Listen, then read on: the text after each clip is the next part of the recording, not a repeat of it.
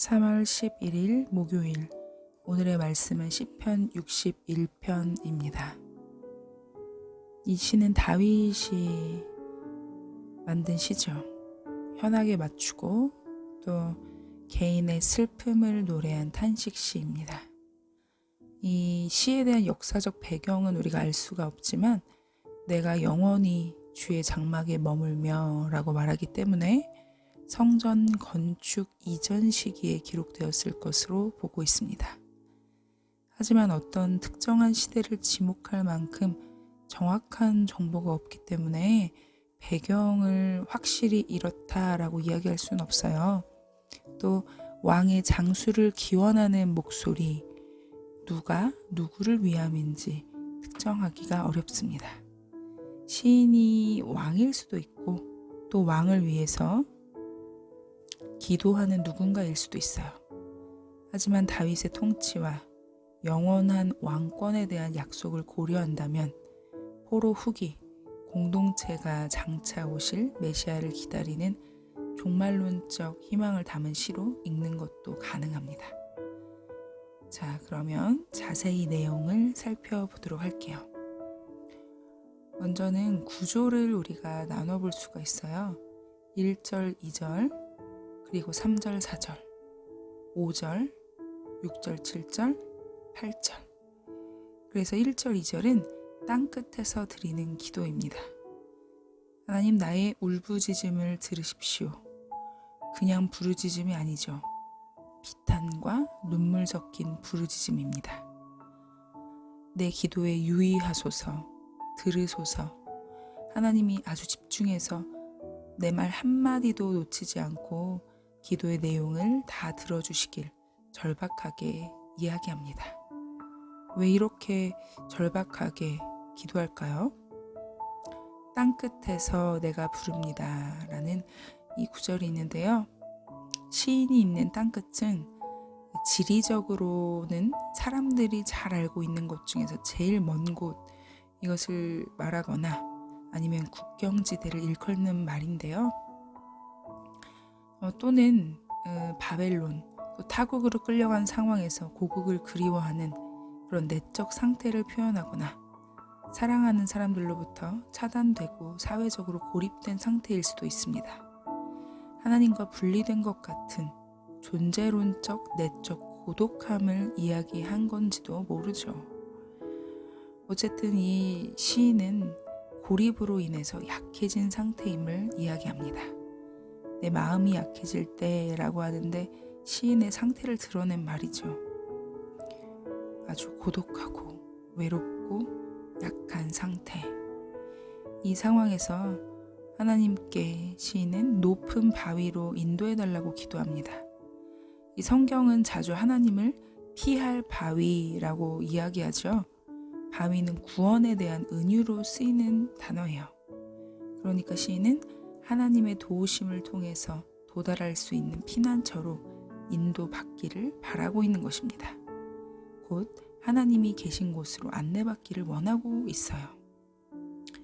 3절, 4절. 그래서 시인은 주의 날개 아래 있기를 구하는 기도를 드립니다. 하나님이 나를 위한 피난처 그리고 견고한 망대라고 고백을 하는데요. 피난처는 갖가지 환난의 때에 숨겨주시는 하나님에 대한 은유죠. 망대는 성을 보호하는 기능을 해요.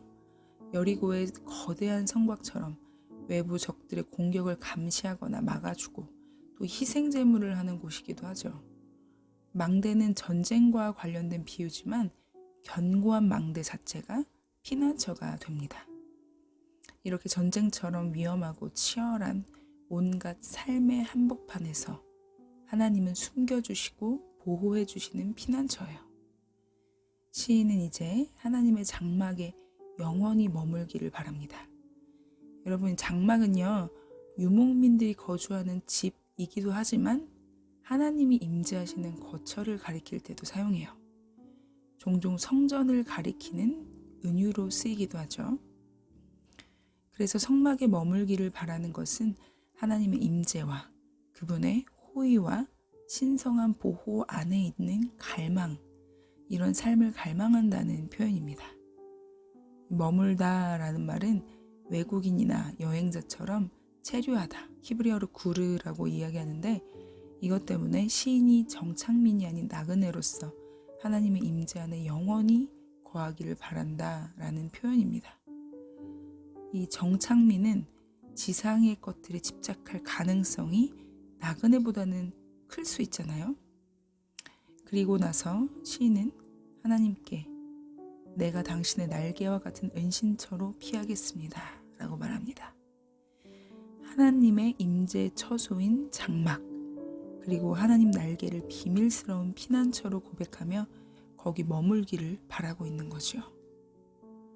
땅끝에서 부르짖던 이가 하나님의 신비로운 품에 안기고 있는 것입니다.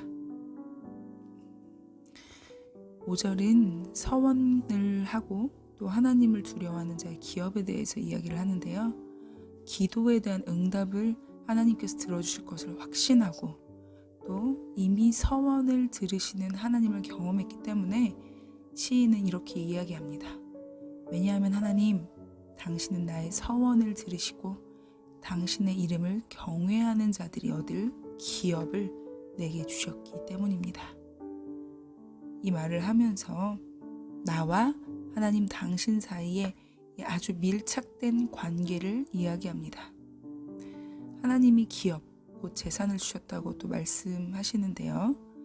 시인이 받은 기업은 하나님의 이름을 두려워하는 자들이 얻는 기업이에요. 여러분 다 아시지만 두려워하는 건 무작정 무서워하는 걸 이야기하는 게 아니죠. 존경이 들어가 있는 두려움, 경외입니다. 그런데 이제 6절, 7절에 갑자기 왕을 위한 기도가 나타나요. 문맥상 어떤 왕인지는 모르지만 구약시대 이스라엘 백성들은 왕이 장수하기를 기원했죠. 왜냐하면 왕의 수명은 안정적인 통치, 이것과 직접 연결되기 때문에 왕의 건강이나 긴 수명을 위해서 기원하는 것은 특별한 일은 아니었어요. 당연한 거였어요. 자연스럽고. 왕의 수명 연장에 대한 기도. 근데 여러분 어떤 기도가 떠오르시나요? 네, 히스기야의 기도가 떠오르기도 하죠. 자, 어쨌든 이것은 백성의 안녕과 왕의 안정된 통치를 바라는 기도입니다. 구약에서 장수라고 하면 하나님의 실제적인 복을 의미하고 또 왕의 긴 수명은 백성에게 안정감을 주는 복이었죠. 또 시인은 왕의 나이가 여러 세대에 걸쳐 있기를 기도합니다. 이스라엘 왕조 역사 자체가 아름다운 건 사실 아니었죠.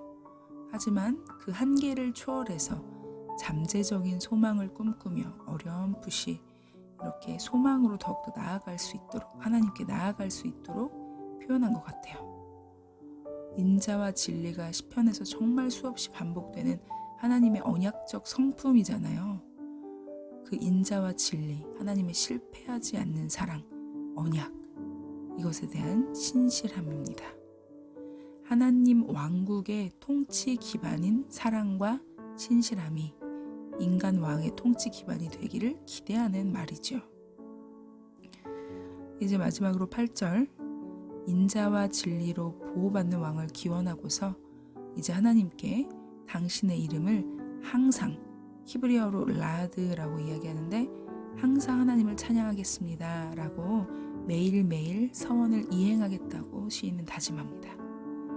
네, 그리고 그의 찬양은 현재와 미래를 향해 있죠. 항상은 영원히와 같은 동의적 개념이지만 영원히는 태고적 시간과 미래를 아우르는 어떻게 보면 무시간적 개념이잖아요. 그리고 항상 이것은 현재와 미래를 동시에 향해 있습니다. 그러니 하나님의 이름, 존재 자체만큼이나 참 중요하고 시인의 서약은 항상 하나님의 이름과 함께 성취되죠. 그래서 하나님의 이름이 중요한 이유예요. 말씀을 정리해 봅니다. 시인은 절망과 고립 가운데에서 하나님을 바라보고 하나님이 피난처이심을 고백하며 미래와 소망을 하나님께 두고 있어요. 하나님께 모든 것이 달려있기 때문이죠. 여러분 말씀을 묵상하시며 또 어떤 고백을 하셨는지 궁금하네요. 저는 개인적으로 이 절망과 고립 상황 가운데 며칠을 지나면서 하나님을 사실은 찾기보다 그 절망과 고립에 좀 더 빠져 있으며 뭔가 그것을 즐긴 느낌. 사실 그렇게 즐길 때 뭐 현재와 미래로 가기보다 과거로 더 나아가는 그런 경향이 더 있는 것 같아요. 그런데 그럴 때 사실은 더 절망스럽게 되고 더 고립되지 미래와 현재로 소망을 가지며 살지는 못하는 것 같습니다. 그래서 성령님께 늘 기도합니다. 하나님, 나를 불쌍히 여겨주세요.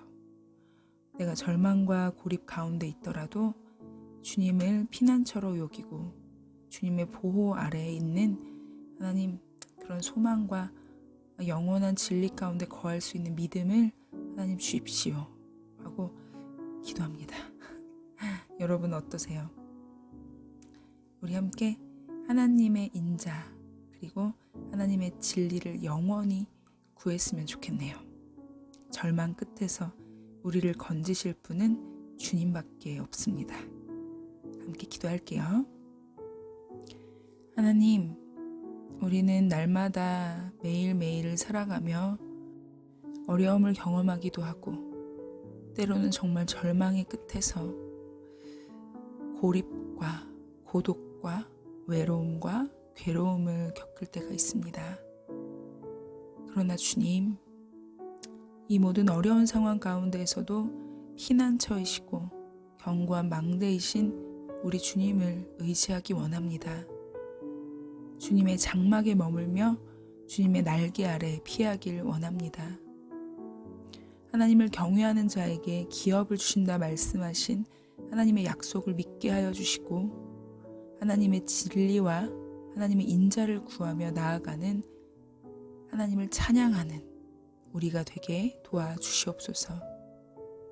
영원하신 하나님 그리고 그분의 나라 그리고 당신의 사랑을 우리 가운데 부어주시고 우리도 주님을 신뢰하며 믿음으로 살아가는 삶을 살게 하여 주시옵소서.